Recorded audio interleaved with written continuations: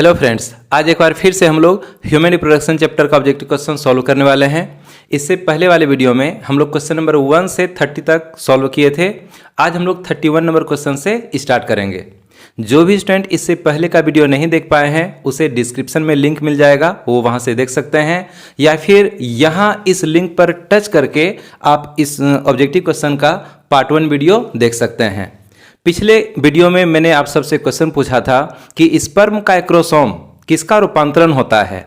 इसका सही आंसर है गोल्जी बॉडी। आप सभी ने सही आंसर कमेंट बॉक्स में लिख करके भेजा। मैंने कमेंट देखा, बहुत अच्छा लगा।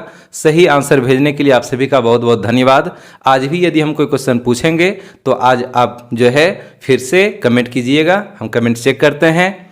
तो अभी बिना देरी किए हम लोग क्वेश्चन नंबर 31 से स्टार्ट करते हैं। पिछले वीडियो में 30 नंबर क्वेश्चन तक हम लोग सॉल्व कर लिए थे।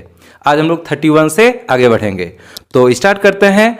क्वेश्चन नंबर 31 में है, मेल ह्यूमन में वह कौन सी नली होती है जो रिप्रोडक्टिव सिस्टम तथा यूरिनरी सिस्टम दोनों का हिस्सा होती है। एक बार फिर से हम क्वेश्चन पढ़ते हैं, ध्यान से समझना है। आज थोड़ा टेक्निकल क्वेश्चन है तो ध्यान से समझना पड़ेगा। मेल ह्यूमन में वह कौन सी नली होती है जो रिप्रोडक्टिव सिस्टम तथा यूरिनरी सिस्टम दोनों का हिस्सा होती है। यानी कि कोई एक कॉमन नली जो कि रिप्रोडक्टिव सिस्टम और यूरिनरी सिस्टम दोनों का हिस्सा होती है, उसका नाम बताना है। ऑप्शन है A number urethra, B number ureter, option C vas deferens और ऑप्शन डी वासा इफेरेंसिया। पता है क्या होगा सही आंसर? इसका सही आंसर होगा ए नंबर यूरिथ्रा। इसका सही आंसर है ए नंबर यूरिथ्रा। मेल में, ह्यूमन मेल में जो यूरिथ्रा है, जो कि पेनिस के अंदर का एक नली है, उससे यूरिन भी बाहर आता है और उससे सीमेन भी बाहर आता है।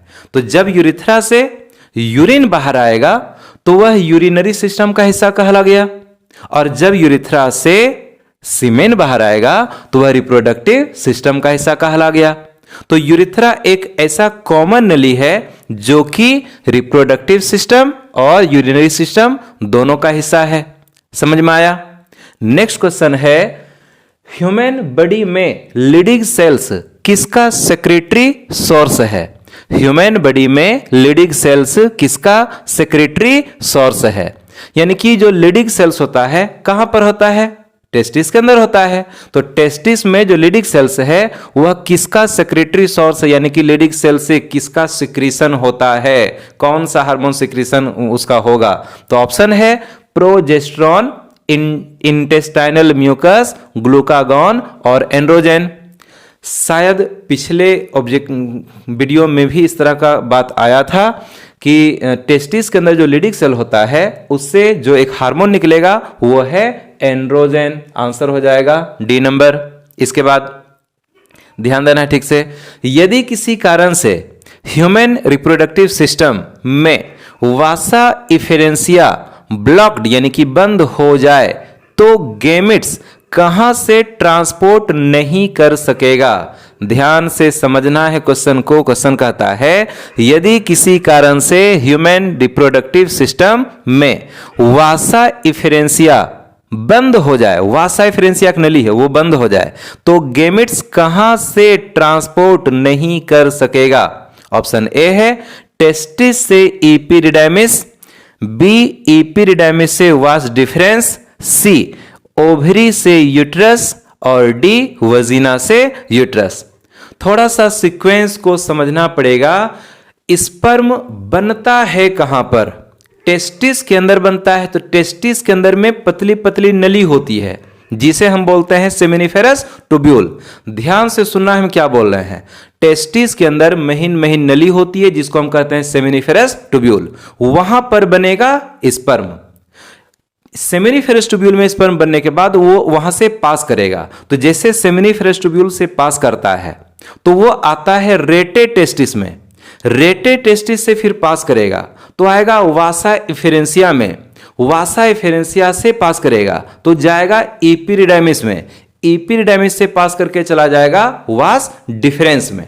सीक्वेंस क्या है, सेमिनिफेरस ट्यूब्यूल में बनेगा स्पर्म, वहां से वो पास करेगा और जाएगा कहां, रेटे टेस्टिस में। याद है कि नहीं, सेमिनिफेरस ट्यूब्यूल से कहां, रेटे टेस्टिस में, रेटे टेस्टिस से कहां, वासा इफेरेंसिया में, वहां से फिर निकल करके जाएगा एपिडिडर्मिस में और फिर वहां से निकल के जाएगा वास डिफरेंस में। तो यदि वासा इफेरेंसिया बंद हो जाए, वासा इफेरेंसिया अगर बंद हो जाए तो गेमिट कहां से ट्रांसपोर्ट नहीं कर सकेगा, टेस्टिस से एपिडिडर्मिस नहीं जा पाएगा, क्योंकि टेस्टिस और एपिडिडर्मिस के बीच में ही एक नली है जिसको हम बोलते हैं क्या, वासा एफेरेंसिया। अगर वही बंद हो जाएगा तो टेस्टिस में बना हुआ जो गेमिट है, जो स्पर्म है, वो एपिडिडर्मिस में पहुंच ही नहीं सकेगा। तो यहां पर आंसर तो हमारा हो जाएगा ए नंबर। जरा सा ऑप्शन एक बार फिर से बाकी देख लेते हैं। एपिडिडर्मिस से वास डिफरेंस नहीं होगा, ओवरीज यूट्रस नहीं होगा, वजिनास यूट्रस नहीं होगा, तो इसका आंसर होगा टेस्टिस से एपिडिडर्मिस। याद रखना कि यदि मेल में वासा एफेरेंसिया बंद हो जाए, वासा एफेरेंसिया नली बंद हो जाए, तो जो गेमिट है, जो स्पर्म है, वो टेस्टिस से एपिडिडर्मिस में नहीं जा सकेगा। क्लियर। इसके बाद है क्वेश्चन नंबर 34, सर्टोली सेल्स पाई जाती है, सर्टोली सेल्स पाई जाती है ओवरी एंड सिक्रेट प्रोजेस्टेरॉन, यानी कि ओवरी में पाया जाता है और वो प्रोजेस्टेरॉन स्रावित करता है। उसके बाद है B number, adrenal cortex and secrete adrenaline, यानी एड्रिनल कॉर्टेक्स में पाया जाता है और ये एड्रिनलिन हार्मोन का सिक्रेशन करता है। सी है seminiferous tubule and provide nutrition to germ cells, यानी कि सेमिनिफेरस ट्यूब्यूल में पाया जाता है और ये जर्म सेल को न्यूट्रिशन भोजन प्रदान करता है। इसके बाद है पैंक्रियाज एंड सिक्रेट कोलिसिस्टोकाइनिन, तो यहां आंसर हो जाएगा सर्टोली सेल पाई जाती है, यहां आंसर हो जाएगा सी नंबर। सी नंबर सही आंसर होगा कि ये जो सर्टोली सेल है ये पाया जाता है सेमिनिफेरस ट्यूब्यूल में, और वो क्या करता है, जो जर्म सेल से जो स्पर्म नया नया बनता है ना, उस स्पर्म को न्यूट्रिशन प्रदान करने का काम करता है। आया समझ में। इसके बाद है क्वेश्चन, वासा इफेरेंसिया नामक नली कहां से कहां तक जाती है, वासा इफेरेंसिया नामक नली कहां से कहां तक जाती है। अरे हम सीक्वेंस बोले ना कि सेमिनिफेरस ट्यूब्यूल में स्पर्म बनता है, वहां से निकल करके जाएगा कहां, रेटे टेस्टिस में, रेटे टेस्टिस से जाएगा वासा इफेरेंसिया में, वासा इफेरेंसिया से एपिडिडर्मिस में, एपिडिडर्मिस से चला जाएगा वास डिफरेंस में। तो फिर से देखते हैं कि वासा एफेरेंसिया नामक नली कहां से कहां तक जाती है। टेस्टिक्यूलर लोब्यूल से रेटे टेस्टिस तक, रेटे टेस्टिस से वास डिफरेंस तक, वास डिफरेंस से एपिडिडर्मिस तक, एपिडिडर्मिस से यूरेथ्रा तक।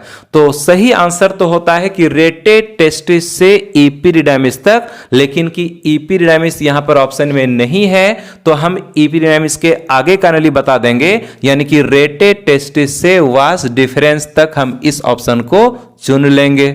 ठीक है। फिर है ह्यूमन में सेमाइनल प्लाज्मा किससे भरपूर होते हैं। सेमाइनल प्लाज्मा है क्या, सीमेन से यदि हम स्पर्म को हटा दें तो जो लिक्विड बचेगा वही क्या है, सेमाइनल प्लाज्मा। सीमेन दो चीजों से मिलकर के बना होता है, क्या क्या, स्पर्म प्लस सेमाइनल प्लाज्मा। तो सेमाइनल प्लाज्मा किससे भरपूर होते हैं। हम लोग पढ़े थे कि सेमाइनल प्लाज्मा में तीन चीज पाया जाता है, क्या क्या, फ्रुक्टोज, कैल्शियम और एंजाइम्स।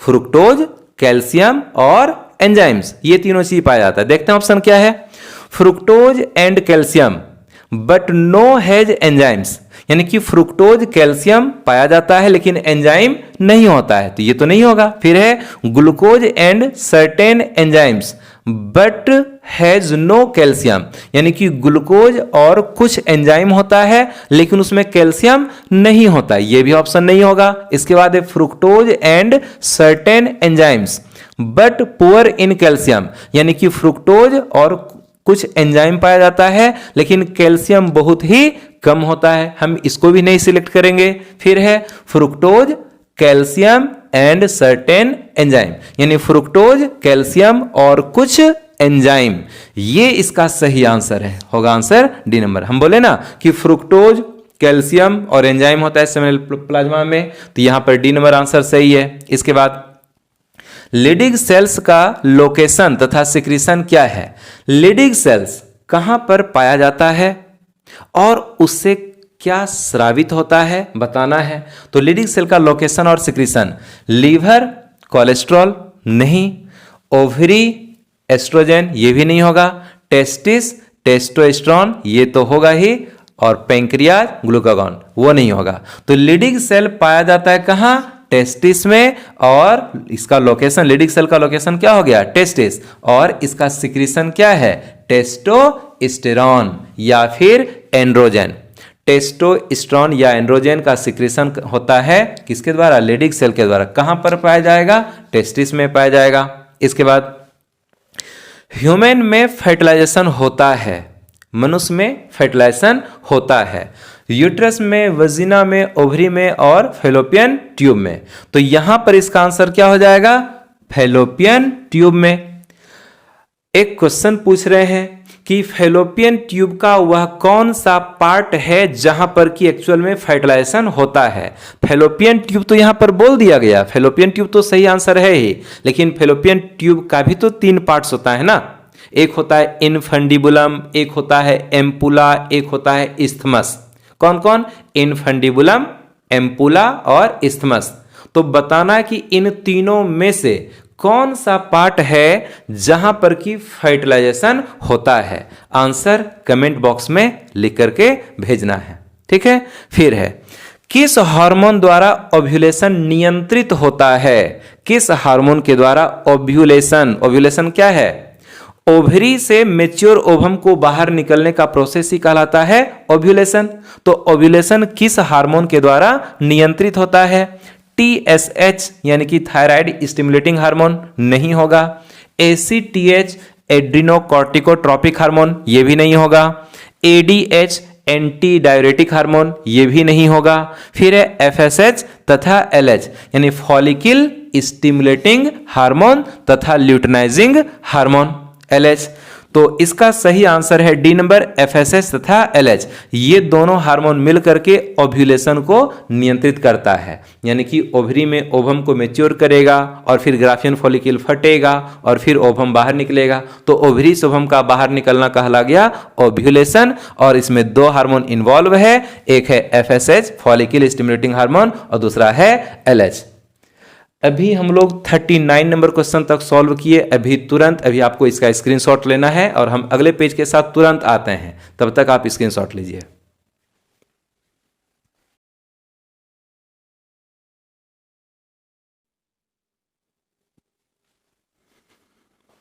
तो हम लोग क्वेश्चन नंबर 40 से आगे स्टार्ट करते हैं। क्वेश्चन नंबर 40 है, ह्यूमन फीमेल में गेस्टेशन पीरियड है। गेस्टेशन पीरियड का मतलब होता है गर्भावस्था या गर्भकाल। स्त्री में गर्भकाल कितने महीने का होता है? हम लोग जानते हैं 9 मंथ का होता है। ऑप्शन है 30 दिन, 90 दिन, 9 माह, 7 माह। आंसर हो जाएगा सी नंबर 9 माह। मनुष्य में, स्त्री में गेस्टेशन पीरियड गर्भावस्था या गर्भकाल कितने महीने का होता है? तो वो है 9 मंथ। उसके बाद ब्लास्टुला की कैविटी कहलाती है। ब्लास्टुला की कैविटी कहलाती है। ब्लास्टुला क्या है? एक इम्ब्रायो है। ब्लास्टुला क्या है? एक इम्ब्रायो है और एक खोखले गेंद के समान होता है। ब्लास्टुला एक खोखले गेंद के समान होता है, इस तरह का।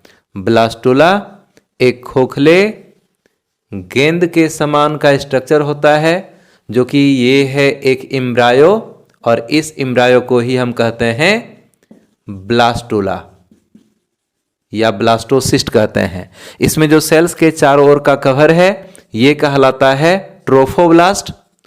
ट्रोफोब्लास्ट। इसके बाद अंदर की जो कैविटी है, हम इस कैविटी को कहते हैं ब्लास्टोसील। ब्लास्टोसील। तो ब्लास्टुला के अंदर की जो कैविटी है उसको क्या बोलेंगे? ब्लास्टोसील। ऑप्शन है ब्लास्टोसील, सीलोम, आर्केंट्रॉन और हिमोसील। तो इसका आंसर हो जाएगा blastocoel.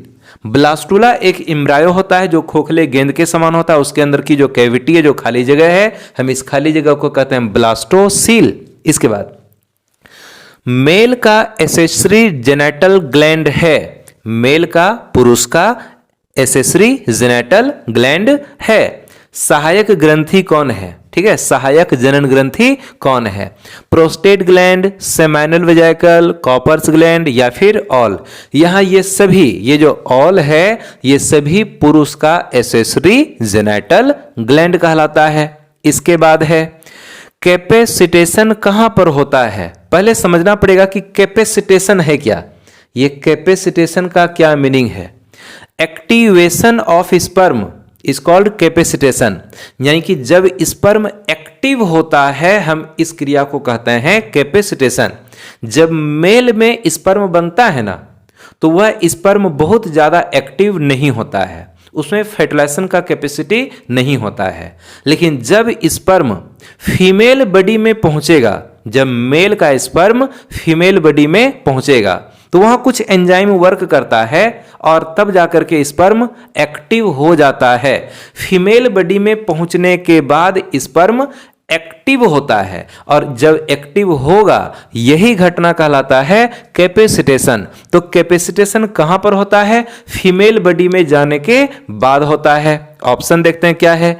Epididymis, female reproductive tract, vas deferens, rete testis. तो यहां आंसर हो जाएगा फीमेल रिप्रोडक्टिव ट्रैक्ट। याद रखना है कि मेल में जो स्पर्म बनता है वो ज्यादा एक्टिव नहीं होता है, वो फर्टिलाइजेशन नहीं कर पाएगा। लेकिन जैसे स्पर्म फीमेल बॉडी में पहुंचेगा तो वहां पर जाकर के फिर वो एक्टिव हो जाता है और इस घटना को हम कहते हैं कैपेसिटेशन। तो कैपेसिटेशन कहां पर हुआ? फीमेल रिप्रोडक्टिव ट्रैक्ट में हुआ। इसके बाद है एंट्रल फॉलिकल में कौन सा लेयर ए सेलुलर यानी ओ कोशिकीय होता है?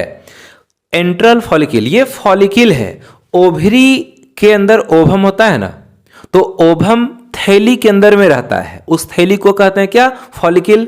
तो फॉलिकल वास्तव में है क्या?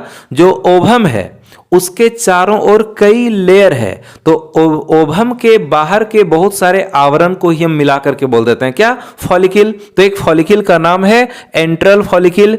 में कौन सा लेयर ए सेलुलर ओ कोशिकीय होता है? यानी एंट्रल फॉलिकल में कौन सा ऐसा आवरण है जो कि सेल्स का बना हुआ नहीं है, जो कोशिकाओं का बना हुआ नहीं है, जो कि ए सेलुलर है? ऑप्शन है granulosa, theca, interna, stroma, zona pellucida. यहां आंसर हो जाएगा जोना पेलुसिडा। हम लोग ओवम का स्ट्रक्चर पढ़े थे ना, एक ओवम का स्ट्रक्चर, फीमेल गेमेट ओवम का स्ट्रक्चर पढ़े थे, बताए थे। उसके बाहर में दो आवरण होता है। सबसे बाहर होता है सेल्यूलर लेयर जिसको बोलते हैं कोरोना रेडिएटा, उसके अंदर होता है ए सेल्यूलर लेयर यानी कि ओ कोशिकीय आवरण जिसको हम कहते हैं जोना पेलुसिडा। ये जोना पेलुसिडा में सेल्स नहीं होता है। इसके बाद है मेमेलियन कॉर्पस ल्यूटियम का मेन फंक्शन किसका उत्पादन करना है? मेमेलियन कॉर्पस ल्यूटियम का मेन फंक्शन किसका उत्पादन करना है? कॉर्पस ल्यूटियम होता क्या है? कॉर्पस ल्यूटियम होता क्या है? जब ओवरी में ग्राफियन फॉलिकल फटता है तो ओवम बाहर निकलेगा, ओव्यूलेशन होगा, फिर ग्राफियन फॉलिकल का खोल बच गया तो ग्राफियन फॉलिकल का जो खोल है वो साइज में हो जाता है बड़ा और एक ग्लैंड बन जाता है। उसी ग्लैंड को हम कहते हैं कॉर्पस ल्यूटियम और कॉर्पस ल्यूटियम से प्रोजेस्टेरॉन हार्मोन स्रावित होता है। ऑप्शन में क्या है? एस्ट्रोजेन, प्रोजेस्टेरॉन, एचसीजी यानी ह्यूमन कोरियोनिक गोनेडोट्रोपिन और रिलैक्सिन। यहां आंसर हो जाएगा बी नंबर प्रोजेस्टेरॉन। याद रखना है कॉर्पस ल्यूटियम से प्रोजेस्टेरॉन हार्मोन स्रावित होता है। तो क्वेश्चन नंबर 45 तक हो गया। इसके बाद क्वेश्चन नंबर 46 में है फैलोपियन ट्यूब का कौन सा पार्ट ओवरी के नजदीक होता है? फैलोपियन ट्यूब का कौन सा पार्ट ओवरी के नजदीक होता है? इस्थमस, इनफंडिबुलम, सर्विक्स या फिर एम्पुला? तो यहां पर थोड़ा सा हम फिगर बना देते हैं कि ये है ओवरी और इधर से फैलोपियन ट्यूब आया और फैलोपियन ट्यूब का ये हो गया फिगर। तो सबसे पहले तो यहां पर क्या, ये फिम्बरी है और फिम्बरी के जस्ट बगल का ये पार्ट कहलाता है क्या? इनफंडिबुलम, इनफंडिबुलम, ठीक है। और इसके बाद ये वाला पार्ट कहला गया एम्पुला, ये हो गया एम्पुला और इधर हो गया इस्थमस। तो ये जो फेलोपियन तीनों को मिला देंगे तो कहला गया क्या? Fallopian tube. तो फेलोपियन ट्यूब का कौन सा पार्ट है जो कि बिल्कुल ओवरी के तरफ होता है? तो हम यहां देख रहे हैं वो है इनफंडिबुलम, जो कि ओवरी के नजदीक में है। कहां है इनफंडिबुलम? यहां बी नंबर में है। आंसर हो जाएगा बी नंबर। इसके बाद गेमेटोजेनेसिस के दौरान कौन सा सेल्स डिप्लॉयड होता है? गेमेटोजेनेसिस, जब गेमिट का फॉर्मेशन होगा, गेमिट के फॉर्मेशन को हम कहते हैं गेमेटोजेनेसिस। तो उस दौरान कौन सा सेल डिप्लॉयड होता है? देखते हैं ऑप्शन क्या है। Spermatid, spermatogonia, secondary polar body और प्राइमरी पोलर बॉडी, यानी कि सेकेंड पोलर बॉडी और ये फर्स्ट पोलर बॉडी। तो यहां पर डिप्लॉयड कौन है? तो डिप्लॉयड है स्पर्मेटोगोनिया, डिप्लॉयड है स्पर्मेटोगोनिया। और उस स्पर्मेटोगोनिया में जब मियोसिस होगा तब उसके बाद बाकी सारा प्रोडक्ट बनेगा। ये सब होगा हैप्लॉइड। यहां ए सी डी ये सब हैप्लॉइड है। स्पर्मेटोगोनिया डिप्लॉयड होता है। ठीक है। फिर है ह्यूमन फीमेल में मियोसिस सेकेंड किसके पूर्ण होने तक नहीं होता है? ध्यान से समझना है। ह्यूमन फीमेल में मियोसिस सेकेंड किसके पूर्ण होने तक नहीं होता है? फर्टिलाइजेशन, यूटेराइन इम्प्लांटेशन, बर्थ या प्यूबर्टी। हम लोग oogenesis प्रोसेस पढ़े थे, ओवम के निर्माण का प्रक्रिया पढ़े थे। जब प्राइमरी oocyte में मियोसिस फर्स्ट हुआ था, जब प्राइमरी oocyte में मियोसिस फर्स्ट हुआ था तो बना था क्या? एक बना था सेकेंडरी oocyte और एक बना था फर्स्ट पोलर बॉडी, बना था ना। वो जो सेकेंडरी oocyte था अभी उसमें मियोसिस सेकेंड नहीं होगा। सेकेंडरी oocyte का पहले ओव्यूलेशन होगा, ग्राफियन फॉलिकल फटेगा, सेकेंडरी oocyte निकलेगा, ओवरी से बाहर निकल करके फेलोपियन ट्यूब में जाएगा। इस घटना को हम बोल दिए ओव्यूलेशन। ओव्यूलेशन होने के बाद फिर जब फर्टिलाइजेशन का टाइम आएगा, जब उस सेकेंडरी oocyte में स्पर्म इन करने लगेगा, यह है सेकेंडरी oocyte, सेकेंडरी oocyte। ठीक है, हैप्लॉइड है। और इसमें जब स्पर्म इन करने लगेगा, देखो स्पर्म इन कर रहा है, तो जैसे स्पर्म इन करेगा तो ये फर्टिलाइजेशन हो गया। तो फर्टिलाइजेशन हो रहा है, क्या हो रहा है? फर्टिलाइजेशन हो रहा है। तो फर्टिलाइजेशन जब होगा तब जाकर के, जैसे एक तरफ से फर्टिलाइजेशन भी हो रहा है और दूसरे तरफ से सेकेंडरी oocyte में मियोसिस सेकेंड भी जारी है। तो जैसे मियोसिस सेकेंड होगा, इसमें जैसे मियोसिस सेकेंड होगा, बस एक साइड से यहां से एक सेकेंड पोलर बॉडी कट के अलग हो गया, सेकेंड पोलर बॉडी कट करके अलग होगा। और तब जाकर के ये वाला इतना सा फिर हिस्सा, फिर ये जो इतना सा हिस्सा है ये हो गया मेन ओवम, और फिर स्पर्म ओवम आपस में जुड़ गया और बना लेगा जाइगोट। तो जब सेकेंडरी oocyte में स्पर्म प्रवेश करने लगता है, जब सेकेंडरी oocyte में स्पर्म प्रवेश करने लगता है तभी सेकेंडरी oocyte में मियोसिस सेकेंड होगा। और यदि सेकेंडरी oocyte में स्पर्म प्रवेश नहीं करे, यानी कि फर्टिलाइजेशन यदि नहीं होगा, तो फिर इसमें मियोसिस सेकेंड भी नहीं होगा। यानी कि कहाँ है? ह्यूमन फीमेल में मियोसिस सेकेंड किसके पूर्ण होने तक नहीं होता है? तो आंसर हो जाएगा फर्टिलाइजेशन। फर्टिलाइजेशन होगा तभी जाकर के मियोसिस सेकेंड होगा, नहीं तो फिर नहीं होगा। इसके बाद है मेंस्ट्रुअल फ्लो किसकी कमी के कारण होता है? मेंस्ट्रुअल फ्लो, जो फीमेल्स में मेंस्ट्रुअल साइकिल जब संपन्न होता है, जो ब्लीडिंग होता है, वजीना से ब्लीडिंग होता है, इंडोमेट्रियम टूटेगा, ब्लड बाहर निकलेगा, हम इसी को बोलते हैं मेंस्ट्रुअल फ्लो। तो मेंस्ट्रुअल फ्लो एक हार्मोन की कमी के कारण होता है। वो हार्मोन कौन सा है? FSH यानी follicle stimulating hormone, oxytocin, vasopressin, progesterone. तो यहां आंसर हो जाएगा डी नंबर, प्रोजेस्टेरॉन। याद रखना है, प्रोजेस्टेरॉन हार्मोन का कार्य है, प्रोजेस्टेरॉन हार्मोन का कार्य है इंडोमेट्रियम को मोटा बनाए रखना। प्रोजेस्टेरॉन हार्मोन का काम है इंडोमेट्रियम को मोटा बनाना और उसको मोटा बनाए रखना। लेकिन जब फर्टिलाइजेशन नहीं होता है, जब फर्टिलाइजेशन नहीं होगा तो फिर क्या होता है कि प्रोजेस्टेरोन हार्मोन की कमी हो जाती है, और जैसे प्रोजेस्टेरोन हार्मोन की कमी होगी, जैसे ही प्रोजेस्टेरोन हार्मोन की कमी होगी, वैसे इंडोमेट्रियम टूटना शुरू हो जाएगा और ब्लीडिंग यानी कि मेंस्ट्रुअल फ्लो स्टार्ट हो जाएगा। तो मेंस्ट्रुअल फ्लो किसकी कमी के कारण? प्रोजेस्टेरोन हार्मोन की कमी के कारण होता है। इसके बाद है स्पर्म फॉर्मेशन का सही सीक्वेंस क्या है? स्पर्मेटोजेनेसिस, स्पर्म जब बनता है, याद है ना, स्पर्म का निर्माण जब होता है तो कई उसमें स्ट्रक्चर हमें देखने के लिए मिलता है, तो उसका सही सीक्वेंस क्या है? यहां बहुत ज्यादा बड़ा बड़ा ऑप्शन है, तो इसका सही आंसर होगा डी नंबर। पढ़ देते हैं, केवल हम डी नंबर पढ़ देते हैं। स्पर्मेटोगोनिया, स्पर्मेटोसाइट, स्पर्मेटिड और स्पर्मेटोजोआ। थोड़ा सा सही से इसको हम बताते हैं कि जब स्पर्म बनता है तो क्या होगा कि जर्म सेल में कई बार माइटोसिस होता है, बन जाता है क्या? स्पर्मेटोगोनिया। स्पर्मेटोगोनिया फिर ग्रोथ करेगा और बन जाएगा क्या? वो बन जाएगा प्राइमरी स्पर्मेटोसाइट। फिर प्राइमरी स्पर्मेटोसाइट में मियोसिस फर्स्ट होगा, तो क्या बन जाएगा? Secondary spermatocyte. सेकेंडरी स्पर्मेटोसाइट में मियोसिस सेकेंड होगा, तब फिर बन जाएगा क्या? स्पर्मेटिड। और फिर प्रत्येक स्पर्मेटिड में टेल और एक्रोसोम का निर्माण होगा, तो वह फिर कहलाने लगेगा स्पर्म या स्पर्मेटोजोआ। तो हम स्पर्म को स्पर्मेटोजोआ भी कहते हैं। तो पहले बनेगा स्पर्मेटोगोनिया, उसके बाद स्पर्मेटोसाइट, उसके बाद स्पर्मेटिड और उसके बाद स्पर्मेटोजोआ या फिर स्पर्म। यही है सही क्रम, बाकी कोई भी सही क्रम नहीं है। तो हम लोग इस चैप्टर में अभी तक में क्वेश्चन नंबर 50 तक सॉल्व कर लिए हैं। इसके बाद भी और हमको ऑब्जेक्टिव क्वेश्चन सॉल्व करना है।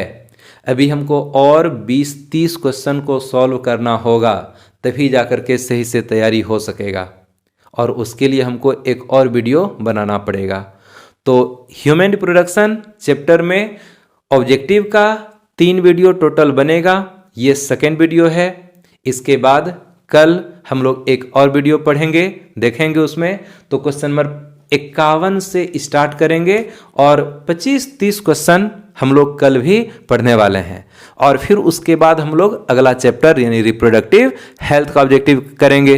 रिप्रोडक्टिव हेल्थ चैप्टर का ये ऑब्जेक्टिव का एक वीडियो ऑलरेडी बना हुआ है, उसका डिस्क्रिप्शन में लिंक हम दे देंगे, और उसके बाद एक और वीडियो बनाएंगे, तो फिर वो चैप्टर हमारा कवर हो जाएगा। तो आज हम लोग इतना ही पढ़ते हैं, हम लोग मिलते हैं कल इसी टाइम में मिलेंगे, और हम लोग क्वेश्चन नंबर 51 से स्टार्ट करके हम लोग 25-30 क्वेश्चन को पढ़ने का कोशिश करते हैं।